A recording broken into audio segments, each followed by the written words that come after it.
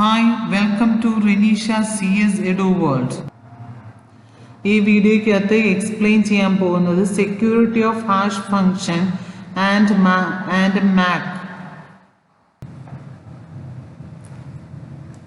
Hash ഫംഗ്ഷൻ്റെ അകത്തും മാക്കിൻ്റെ അകത്തും രണ്ട് കാറ്റഗറി ഓഫ് അറ്റാക്ക് ആണുള്ളത്. 2 categories ഓഫ് അറ്റാക്ക് ആണ് ഹാഷ് ഫംഗ്ഷൻ്റെ അകത്തും മാക്കിൻ്റെ അകത്തും ഉള്ളത്. First brute force attack and second crypt analysis.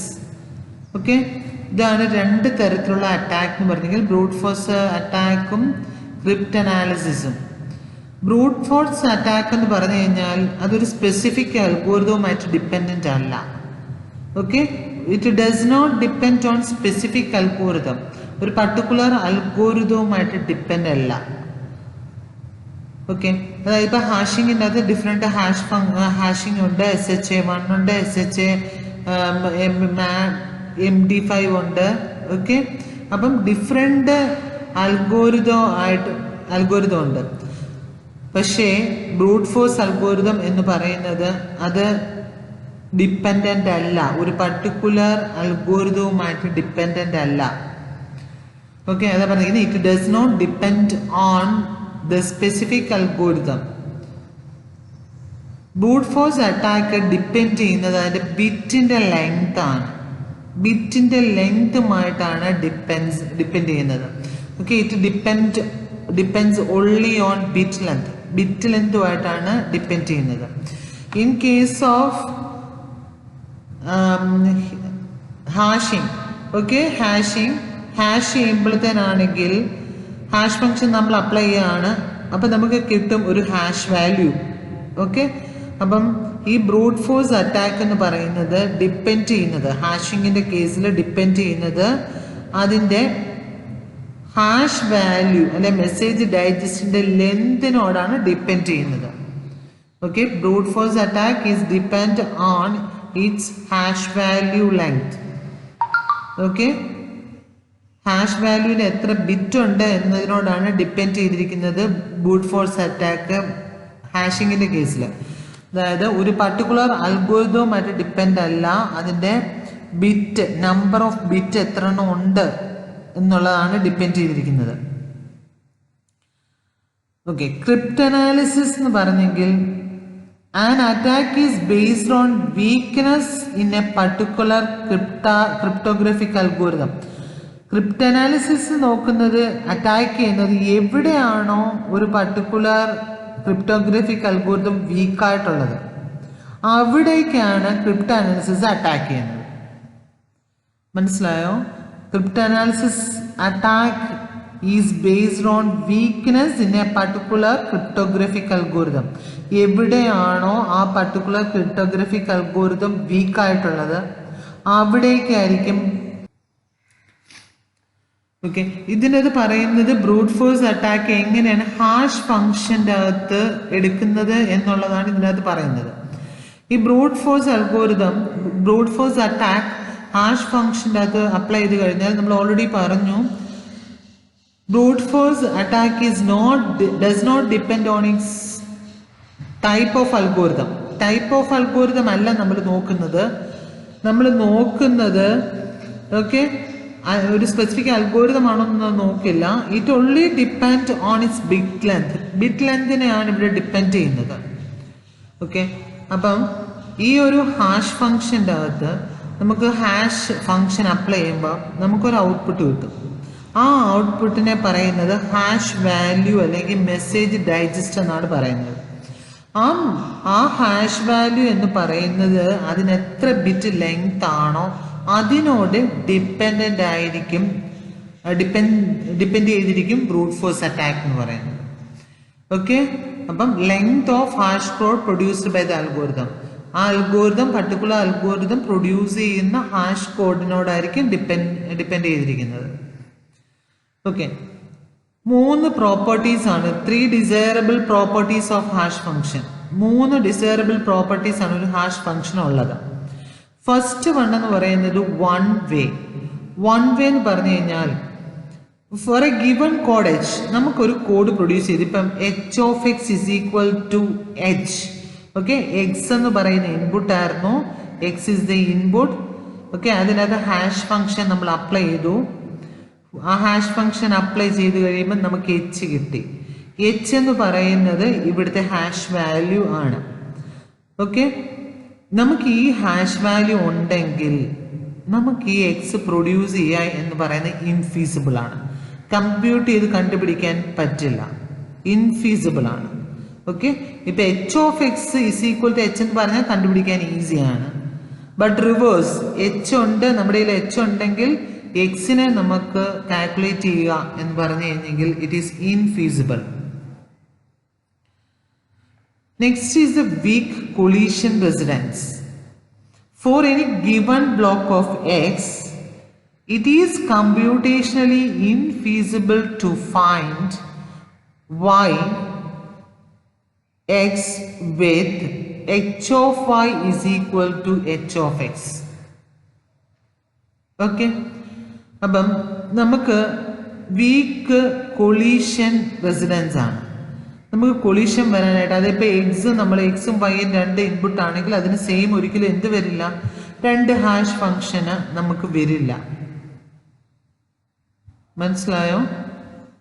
അതായത് ഇപ്പൊ എച്ച് കൊണ്ട് ഞാൻ ഇപ്പൊ നമ്മളൊരു ഇൻപുട്ട് കൊടുത്തു, 500 എന്ന് പറഞ്ഞ് ഇൻപുട്ടാണ് കൊടുക്കുന്നതെങ്കിൽ ഹാഷ് ഫംഗ്ഷൻ പ്രൊഡ്യൂസ് ചെയ്യുന്നത് അത് അൽഗോരിതം അനുസരിച്ചിരിക്കും. ഇപ്പം ഓക്കെ MD5 ആണ് യൂസ് ചെയ്യുന്നതെന്നുണ്ടെങ്കിൽ അതിൻ്റെ ഔട്ട്പുട്ട് 128 ആയിരിക്കും.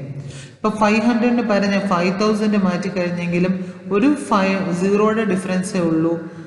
പക്ഷേ നമുക്ക് എൻ്റർലി ഡിഫറെൻ്റ് ആയിട്ടുള്ള ഒരു ഹാഷ് വാല്യൂ ആയിരിക്കും നമുക്ക് കിട്ടുക.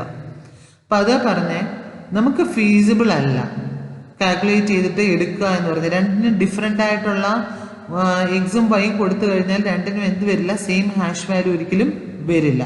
ഡിഫറെൻ്റ് ഹാഷ് വാല്യൂ ആയിരിക്കും, പക്ഷേ ഫിക്സഡ് സൈസ് ആയിരിക്കും അതിൻ്റെ ലെങ്ത് എന്ന് പറയുന്നത്. ഉണ്ടോ? Next strong collision resistance. Strong collision resistance എന്ന് പറഞ്ഞു കഴിഞ്ഞാൽ it is computationally infeasible to find any pair. ഒരിക്കലും നമുക്ക് രണ്ടെണ്ണത്തിന് എക്സിനും വൈക്കും കണ്ടോ such that h of x is equal to y of h of y. രണ്ട് പേരുണ്ട്, രണ്ട് വാല്യൂ ഉണ്ടെങ്കിൽ അതിനൊരിക്കലും എന്ത് വരില്ല, രണ്ട് സെയിം ഹാഷ് വാല്യൂ ഒരിക്കലും വരില്ല. ഓക്കെ, ഇതിനകത്ത് പറയുന്നത് നോക്കിയേ, for a hash code of length n, നമ്മുടെ ഹാഷ് കോഡിന്റെ ലെങ്ത് n ആണെങ്കിൽ എന്തുമാത്രം ലെവൽ ഓഫ് എഫേർട്ട് എടുക്കേണ്ടി വരും, ഈ ബ്രൂട്ട് ഫോഴ്സിനകത്ത് എന്തുമാത്രം ലെവൽ ഓഫ് എഫേർട്ട് എടുക്കേണ്ടി വരും എന്നുള്ളതാണ് ഇവിടെ പറഞ്ഞിരിക്കുന്നത്. ഈ വൺ വേ ആണെങ്കിൽ ഓക്കെ 3 തരത്തിലുള്ള പ്രോപ്പർട്ടീസ് ആണ് ഉള്ളതെന്ന് പറഞ്ഞു. വൺ വേ ആണെങ്കിൽ അതിൻ്റെ അകത്ത് എടുക്കേണ്ടി വരുന്ന effort 2:1. Weak collision or resistance ആണെങ്കിൽ 2:n ആയിരിക്കും. Okay, strong collision and resistance ആണെങ്കിൽ 2:n/2 ആയിരിക്കും വരിക. n ആണ് നമ്മുടെ മെസ്സേജിന്റെ ലെങ്ത്, അതായത് ജനറേറ്റ് ചെയ്യുന്ന ഔട്ട്പുട്ട് ലെങ്ത്, ഹാഷ് കോഡിന്റെ ലെങ്ത് n ആണെങ്കിൽ ഇത്ര എഫേർട്ടാണ് എടുക്കേണ്ടി വരുന്നത്. വൺ വേയിലും വീക്ക് കൊളീഷൻ റെസിസ്റ്റൻസിലും സ്ട്രോങ് കൊളീഷൻ റെസിസ്റ്റൻസിലും. ഓക്കെ, അപ്പൊ ഇതിൻ്റെ അകത്ത് പറയുന്നത് ഇപ്പൊ ലെങ്ത് നമ്മൾ കൂട്ടുക, അങ്ങനെയാണെങ്കിൽ അത്രയും എന്താണ് റെസിസ്റ്റൻസ് കൂടുതലാണ്. ഓക്കെ, അപ്പം ഇവിടെ നമ്മൾ ലെങ്ത് ഹാഷ് കോഡിന്റെ ലെങ്ത് കൂട്ടുക, നമുക്ക് ഔട്ട്പുട്ട് കിട്ടുന്നത് ബിറ്റ് കൂട്ടുക, ലെങ്ത് ഓഫ് ബിറ്റ് ഇൻക്രീസ് ചെയ്യുക.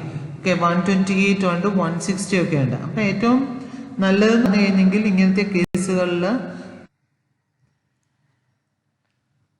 if a strong collision resistance is required, then the value of 2:n/2 determines the strength of the hash code against brute force attack. Okay, അപ്പൊ strength നമ്മൾ consider ചെയ്യുന്നത് ഏതാണ്? Brute force അറ്റാക്കിന്റെ strong collision resistance ആണെങ്കിൽ അതിന്റെ strength എന്ന് പറയുന്നത് എത്ര ആയിരിക്കും? ഹാഷ് കോഡിന്റെ 2:n/2 ആയിരിക്കും.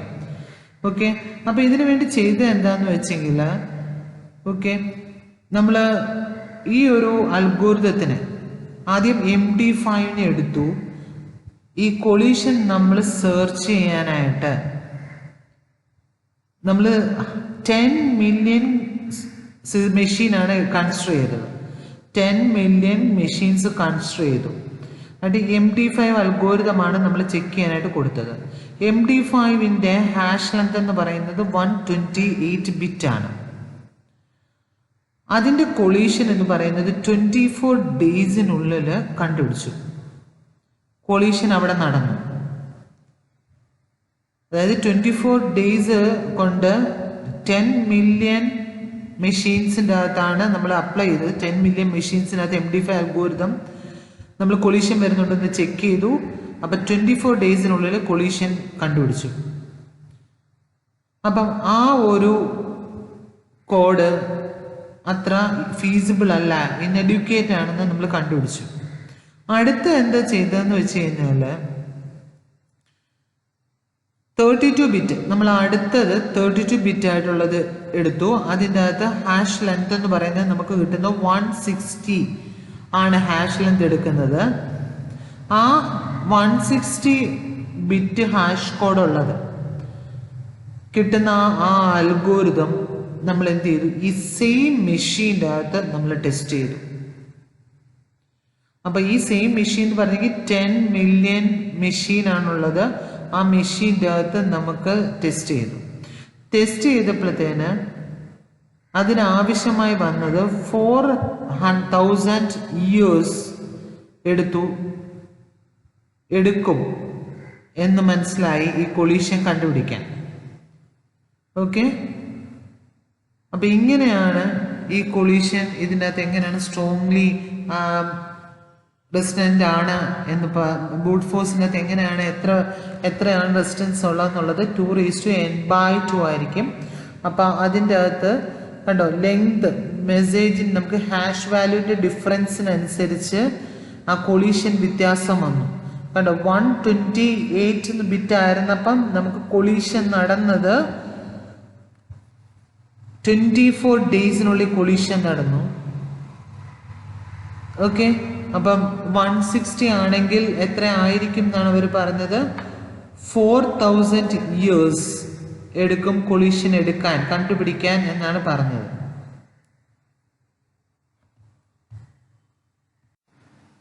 Next brute force attack message authentication കോഡിൻ്റെ അകത്ത് എങ്ങനെയാണ് എന്നുള്ളതാണ് പറഞ്ഞത്. ഇതിന് തൊട്ട് മുമ്പ് നമ്മൾ പഠിച്ച ഹാഷിൻ്റെ അകത്ത് എങ്ങനെയാണ് ബ്രൂട്ട് ഫോഴ്സ് അറ്റാക്ക് ചെയ്യുന്നതെന്നുള്ളതാണ്. ഈ ബ്രൂട്ട് ഫോഴ്സ് അറ്റാക്ക് എന്ന് പറഞ്ഞു കഴിഞ്ഞെങ്കിൽ മാർക്കിൻ്റെ അകത്ത് വളരെ ഡിഫിക്കൾട്ടാണ്. എന്തുകൊണ്ടാന്ന് വെച്ചെങ്കിൽ it requires to know message MAC pair. മെസ്സേജിൻ്റെ മാക്കിൻ്റെ പെയർ അറിഞ്ഞാൽ മാത്രമേ എന്ത് ചെയ്യാൻ പറ്റത്തുള്ളൂ, അറ്റാക്ക് ചെയ്യാനായിട്ട് പറ്റത്തുള്ളൂ. സാധാരണ നമ്മൾ ഹാഷിൻ്റെ അകത്ത് എന്താ ചെയ്യുന്നതെന്ന് വെച്ച് കഴിഞ്ഞാൽ, ഓക്കെ, എങ്ങനെയാണ് ഹാഷിൻ്റെ അകത്ത് ഇത് ബ്രൂട്ട് ഫോഴ്സ് ചെയ്യുന്നതെന്ന് അറിയാമോ? ഒരു ഫിക്സഡ് ലെങ്ത്, നമുക്കിപ്പോൾ ഒരു ലെങ്ത് ആണ് ഇൻപുട്ട് കൊടുക്കുന്നത് പറഞ്ഞു. ഇപ്പം 128 ബിറ്റ് ആണ് നമ്മൾ കൊടുക്കുന്നത് എന്ന് വിചാരിക്കാം.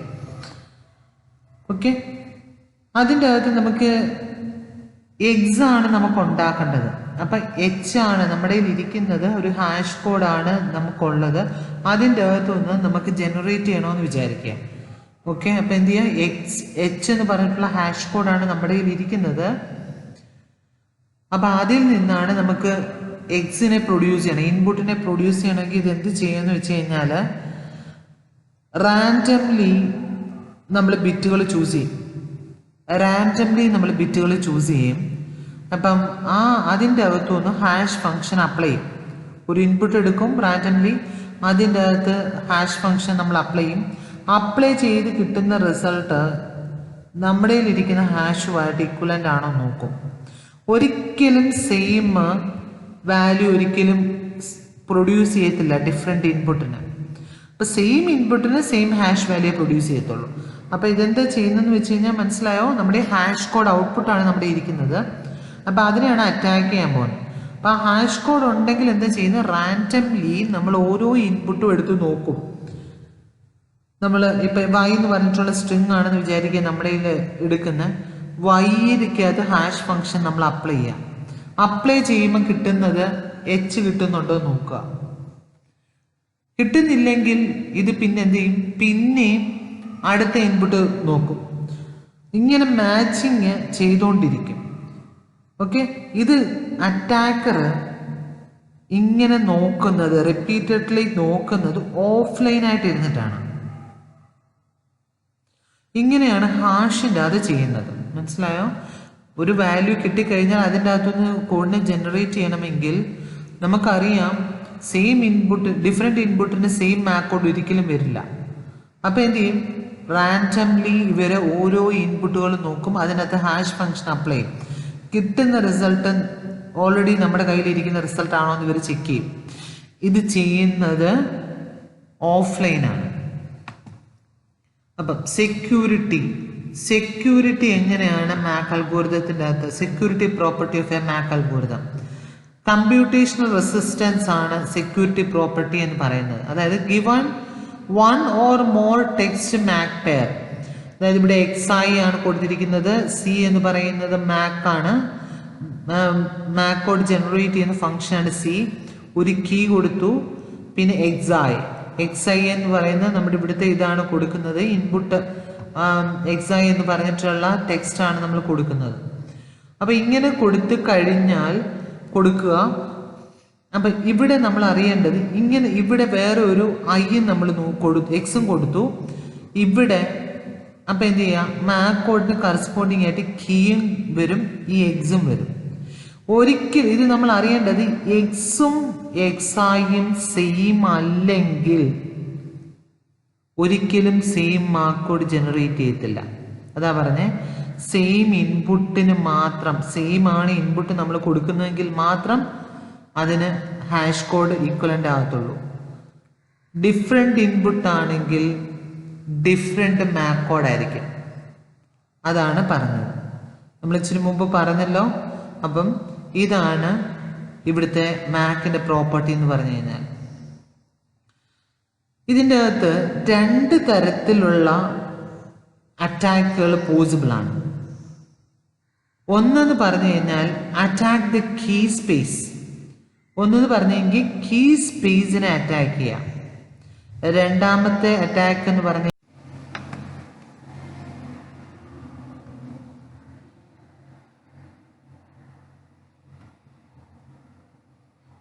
അറ്റാക്കർ മാക് കീയെ ഇപ്പം ഐഡന്റിഫൈ ചെയ്യുകയാണ്. ഇപ്പം ഒതന്റിക്കേഷൻ കോഡിനകത്ത് നമുക്ക് രണ്ട് തരത്തിലുള്ള അറ്റാക്ക് വരാമെന്ന് പറഞ്ഞു. അറ്റാക്ക് ദ കീ സ്പേസും അറ്റാക്ക് ദ മാക് വാല്യൂ എന്ന് പറഞ്ഞു. അപ്പൊ കീ ആണ്, കീ സ്പേസിലാണ് അറ്റാക്ക് ചെയ്യുന്നതെന്നുണ്ടെങ്കിൽ അറ്റാക്കർക്ക് അറിയാം, ഓക്കെ, മാക്ക് അറിയാമെന്നുണ്ടെങ്കിൽ അതിൽ നിന്ന് ഒരു ഇൻപുട്ട് എക്സും അറിയാമെങ്കിൽ അതിൽ നിന്ന് ഒരു ഇൻപുട്ട്, എനി ഇൻപുട്ട് നമുക്ക് ഏത് വേണേലും കൊടുക്കാം. അപ്പം അത് കൊടുത്തു കഴിഞ്ഞാൽ നമുക്ക് എന്ത് ചെയ്യാം? അതിൻ്റെ അകത്തുനിന്ന് ഒരു മാക് വാല്യൂ നമുക്ക് എന്ത് ചെയ്യാം? പ്രൊഡ്യൂസ് ചെയ്യാം. ഒരു മാക് വാല്യൂ നമുക്ക് ഉണ്ടാക്കാനായിട്ട് പറ്റും. അപ്പം ഇവിടെ നമ്മൾ ഓൾറെഡി പറഞ്ഞായിരുന്നു, ഒരു മാക് ഫംഗ്ഷൻ ഉണ്ട്. അതിൻ്റെ അകത്ത് ഇൻപുട്ടായിട്ട് കൊടുക്കുന്നത് എന്താണ്? കീയും ഇൻപുട്ടും ആണ്. അപ്പം കീ ഇൻപുട്ടും കൊടുത്തു കഴിഞ്ഞാൽ അവിടെ എന്ത് ചെയ്യും? മാക് വാല്യൂ അവിടെ ജനറേറ്റ് ചെയ്യും. അപ്പം അതാണ് പറഞ്ഞത്, കീ അറിയാം, ഇൻപുട്ട് നമ്മൾ ഇൻപുട്ട് ഏതായാലും കൊടുത്തു കഴിഞ്ഞാൽ അതിന് കറസ്പോണ്ടിങ് മാക് വാല്യൂ നമുക്ക് അവിടെ കിട്ടും. ഓക്കെ, അപ്പം സപ്പോസ് ദ കീയുടെ സൈസ് K ബിറ്റ് ആണെന്ന് വിചാരിക്കാം. ഓക്കെ, അപ്പം അങ്ങനെ ആണെങ്കിൽ അറ്റാക്കർക്ക് അറിയാൻ പറ്റും മാക് പെയർ. ഓക്കെ, അറ്റാക്കറിന് കമ്പ്യൂട്ട് ചെയ്യാൻ പറ്റും ഒരു n ബിറ്റ് മാക്കിനെ ഒരു നോൺ ടെക്സ്റ്റിൽ നിന്ന്. അപ്പം നമുക്കറിയാവുന്ന എന്താണ്? ഒരു എക്സ് എന്ന് പറഞ്ഞിട്ടുള്ള ഇൻപുട്ട് അറിയാം, കൂടാതെ കീ അറിയാം. കീ അറിയാമെങ്കിൽ നമുക്ക് എന്ത് ജനറേറ്റ് ചെയ്യാം? ഒരു മാക് വാല്യൂ നമുക്ക് ജനറേറ്റ് ചെയ്തെടുക്കാനായിട്ട് പറ്റും. ഓക്കെ, അപ്പം അപ്പം നമുക്കിപ്പം മാക് വാല്യൂ അറിയാം. അപ്പം എന്താണ് ചെയ്യാൻ പറ്റുന്നത്? ഇപ്പം മാക് വാല്യൂ നമുക്ക് അറിയാമെങ്കിൽ നമ്മൾ എന്ത് ചെയ്യുക? ഈ എക്സ് ഇൻപുട്ട്, ഇപ്പം കീയും അറിയാമെന്നുണ്ടെങ്കിൽ നമ്മൾ എന്ത് ചെയ്യും? ഡിഫറെൻറ്റ് ഇൻപുട്ടുകൾ നമ്മൾ ഇട്ട് കൊടുക്കുക. ആ ഡിഫറെൻറ്റ് ഇൻപുട്ടുകൾ ഇട്ട് കൊടുത്തു കഴിയുമ്പം ഇൻപുട്ടും ഈ കീയുമായിട്ട് ഒരു മാക് വാല്യൂ നമുക്ക് കിട്ടും. ആ മാക് വാല്യൂ എന്താണോ നോക്കിയാൽ മതി, സെയിം ആണോ എന്ന് നമുക്ക് നോക്കിയാൽ മതി. ഓക്കെ, അപ്പം ഇങ്ങനെ നോക്കാനായിട്ട് അറ്റാക്കർക്ക് വേണ്ടി വരുന്ന ലെവൽ ഓഫ് എഫേർട്ട് എന്ന് പറയുന്നത് 2k ആയിരിക്കും. ഓക്കെ, അപ്പം അറ്റാക്കർക്ക് വേണ്ടി വരുന്ന എഫേർട്ട് ഇങ്ങനെ മാറ്റി മാറ്റി കൊടുക്കണം. ഇപ്പം കീ അറിയാം, പക്ഷേ ഇൻപുട്ട് അറിയില്ല. അപ്പം ഇൻപുട്ട് എങ്ങനെ അറിയുന്നത്? നമ്മൾ കീയും ഇൻപുട്ടും കൂടെ കൊടുക്കുമ്പം ഈ മാക് വാല്യൂ അല്ലെങ്കിൽ മാക്ക് കിട്ടുന്നുണ്ടോ എന്ന് നോക്കുക. അപ്പം മാക്ക് കിട്ടുന്നുണ്ടെങ്കിൽ ഓക്കെ, അതാണ് നമ്മുടെ കറക്റ്റായിട്ടുള്ള ഇൻപുട്ട് എന്ന് മനസ്സിലാവും. അപ്പം ഇങ്ങനെയാണെങ്കിൽ ഇട്ട് കൊടുക്കാനായിട്ട് ലെവൽ ഓഫ് എഫേർട്ട് എന്ന് പറയുന്നത് it is proportional to 2k ആണ്. കെ ബിറ്റാണ് ഈ കീയുടെ സൈസ് എന്നുണ്ടെങ്കിൽ, കെ ബിറ്റാണ് കീയുടെ സൈസ് എന്നുണ്ടെങ്കിൽ ഇവിടെ എടുക്കുന്ന ലെവൽ ഓഫ് എഫേർട്ട് എന്ന് പറയുന്നത് 2k ആയിരിക്കും. അപ്പം മാക്കിൻ്റെ അകത്ത് നമുക്ക് മിനി ടു 1 മാപ്പിംഗ് ആണ്. മിനി ടു 1 മാപ്പിംഗ് എന്ന് പറഞ്ഞു കഴിഞ്ഞെങ്കിൽ നമുക്ക് ചില കേസുകളിൽ ചില കീസ് ഓക്കെ ഒന്നിൽ കൂടുതൽ കീ കൊടുത്തു കഴിഞ്ഞാലും ഈ ഇൻപുട്ടിൻ്റെ അകത്ത് സെയിം മാക്ക് വാല്യൂ അവിടെ പ്രൊഡ്യൂസ് ചെയ്യും. ഓക്കെ, അതാണ് പറഞ്ഞിരിക്കുന്നത് മിനി ടു 1 മാപ്പിംഗ് ആണ്. ഓക്കെ, അപ്പം അവിടെ അത്രയും പറ്റുന്നുണ്ട്. അപ്പം ഇങ്ങനെ ചെയ്യുകയാണെങ്കിൽ നമ്മളിങ്ങനെ മാറ്റി ഓക്കെ ഓരോ പ്രാവശ്യം ഇപ്പോൾ ഒരു പ്രാവശ്യം ചെക്ക് ചെയ്തു അതല്ല അടുത്തതെടുത്തു, അങ്ങനെ ചെയ്യുമ്പോൾ തന്നെ എഫേർട്ട് എന്താണ് കുറഞ്ഞു വരികയാണ്. അപ്പം പ്രൊപ്പോർഷണൽ ടു ഇതിന് മാക്സിമം അറ്റാക്ക് ചെയ്യാൻ എഫേർട്ട് എടുക്കേണ്ടത് എത്രയാണ്? 2k ആണ്. അപ്പം ഡിഫറെൻ്റ് ഇൻപുട്ട് ഇട്ട് കൊടുത്താണ് ഇവര് കീ അറിയാമെന്നുണ്ടെങ്കിൽ അതിന് ഇൻപുട്സ് എന്ന് പറയുന്നത് മാക് വാല്യൂ ആണ്. ഓക്കെ അപ്പം മാക് വാല്യൂ വെച്ചിട്ട് അറ്റാക്ക് ചെയ്യുക. ആ മാക് വാല്യൂ നമുക്കറിയാം. അപ്പം അങ്ങനെ ആണെന്നുണ്ടെങ്കിൽ നമ്മൾ എന്ത് ചെയ്യുന്നതെന്ന് വെച്ചെങ്കിൽ അത് കീ ഒന്നും അറ്റാക്കർക്ക് മാക് വാല്യൂവിൻ്റെ അകത്താണ് അറ്റാക്കർ വർക്ക് ചെയ്യുന്നതെന്നുണ്ടെങ്കിൽ അത് കീ ഒന്നും അറ്റംപ്റ്റ് ചെയ്തിട്ട് റിക്കവർ ചെയ്തെടുക്കാനായിട്ട് നോക്കില്ല. അപ്പം അതിൻ്റെ ഒരേ ഒരു ഉദ്ദേശം എന്ന് പറഞ്ഞെങ്കിൽ അതിൻ്റെ അത് മാക് വാല്യൂ വെച്ചിട്ട് ആ മെസ്സേജ് ഏതാണെന്ന് കണ്ടുപിടിക്കുക, അതാണ് ചെയ്യുന്നത്. അപ്പം ഇവിടെ എന്ന് പറയുന്നത് എന്തുമാത്രം എഫേർട്ട് വേണ്ടി വരും എന്നുള്ളത് 2n എഫേർട്ടായിരിക്കും നമുക്ക് വേണ്ടി വരുന്നത്. ഓക്കെ, 1 വേ ആണ് ഇതിൻ്റെ അകത്തെന്ന് പറഞ്ഞാൽ 1 വേ ആണ്, മെനി ടു 1 അല്ല. നേരത്തെ പറഞ്ഞ പോലെ മെനി ടു 1 അല്ല. ഇവിടെ നമുക്ക് മാക് വാല്യൂ ആണ് അറിയാവുന്നത്. അപ്പം അതുകൊണ്ട് ഇവിടെ വരുന്നത് 1 വേ ആണ്, അതായത് വീക്ക് കൊളീഷൻ റെസിഡൻസ് ആണ് പ്രോപ്പർട്ടി എന്ന് പറയുന്നത്. അപ്പം ഇവിടെ ലെവൽ ഓഫ് എഫേർട്ട് വേണ്ടി വരുന്നത് 2n ആണ്. അപ്പോൾ ബ്രൂട്ട് ഫോഴ്സ് അറ്റാക്കിൻ്റെ അകത്ത് മാക് അൽഗോരിതമാണ് ബ്രൂട്ട് ഫോഴ്സിനകത്ത് നമ്മൾ ഉപയോഗിക്കുന്നതെന്നുണ്ടെങ്കിൽ നമ്മൾ 2 തരത്തിലുള്ള അറ്റാക്ക് വരാമെന്ന് പറഞ്ഞു. കീ സ്പേസിലും വരാം, മാക് വാല്യൂവിലും വരാം. അപ്പോൾ കീ സ്പേസിൽ വരാൻ പറ്റുന്നതെന്ന് പറഞ്ഞിട്ടുണ്ടെങ്കിൽ 2k ആണ്, മാക് വാല്യൂവിൻ്റെ കേസിൽ 2n ആണ്. അപ്പം ഇവിടെ മിനിമം ഇവിടുത്തെ ലെവൽ ഓഫ് എഫേർട്ട് എന്ന് പറയുന്നത് 2k ആണോ 2n ആണോ, ഇതിൻ്റെ മിനിമം ഏതാണോ വാല്യൂ അത്രയും എഫേർട്ടായിരിക്കും ബ്രൂട്ട് ഫോഴ്സ് അറ്റാക്കിൻ്റെ അകത്ത് മാക് അൽഗോരിതത്തിനകത്ത് വേണ്ടി വരുന്നത്. ഓക്കെ, നമ്മൾ 2 തരത്തിലുള്ള അറ്റാക്ക് ഉണ്ടെന്ന് പറഞ്ഞു, ബ്രൂട്ട് ഫോഴ്സും ക്രിപ്റ്റനാലിസിസും.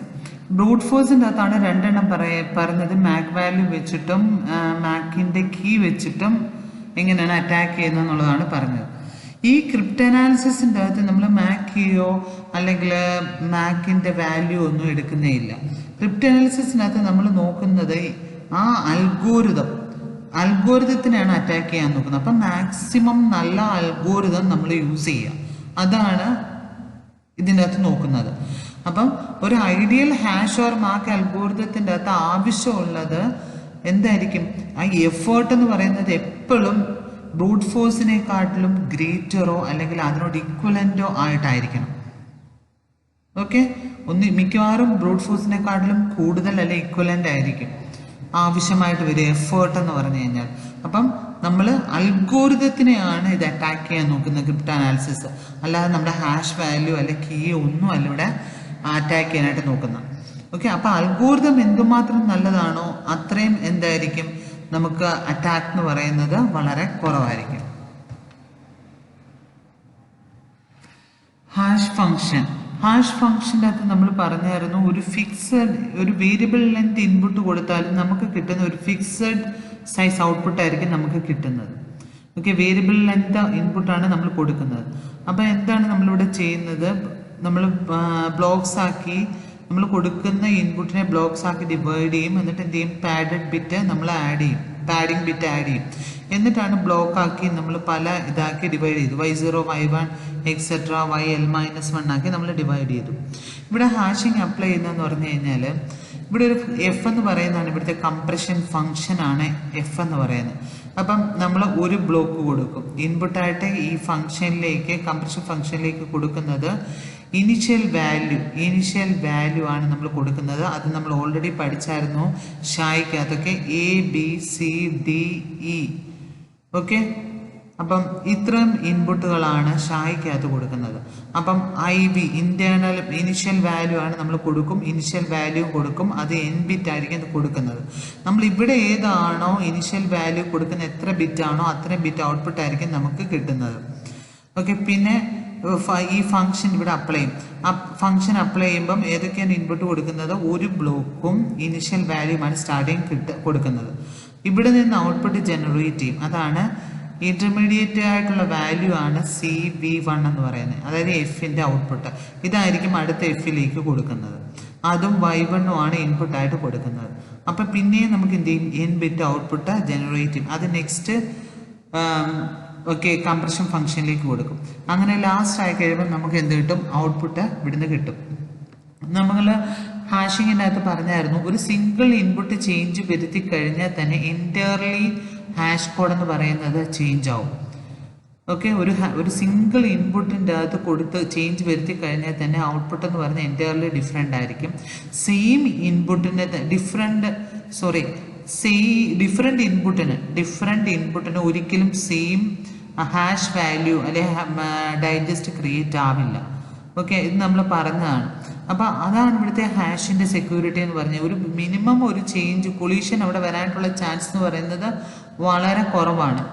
അപ്പം അതുകൊണ്ടാണ് ഇവിടെ പറഞ്ഞിരിക്കുന്നത് ഹാഷ് എന്ന് പറയുന്നത് ഭയങ്കര സെക്യൂർ ആണ്. നമുക്ക് ഒരിക്കലും ഔട്ട്പുട്ട് കിട്ടിക്കഴിഞ്ഞാൽ അതിൻ്റെ അകത്തുനിന്ന് ഇൻപുട്ട് നമുക്ക് ജനറേറ്റ് ചെയ്തെടുക്കുക, റിവേഴ്സ് എന്ന് പറയുന്നത് എടുക്കാനായിട്ട് വളരെ ബുദ്ധിമുട്ടാണ്.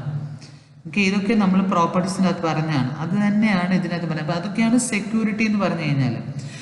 ക്രിപ്റ്റ് അനാലിസിസ് എന്ന് പറഞ്ഞു കഴിഞ്ഞാൽ നമ്മൾ ഡയറക്റ്റ്ലി ഇതോ ഹാഷ് ഫംഗ്ഷനിലാണ് അത് ഫോക്കസ് ചെയ്തിരിക്കുന്നത്.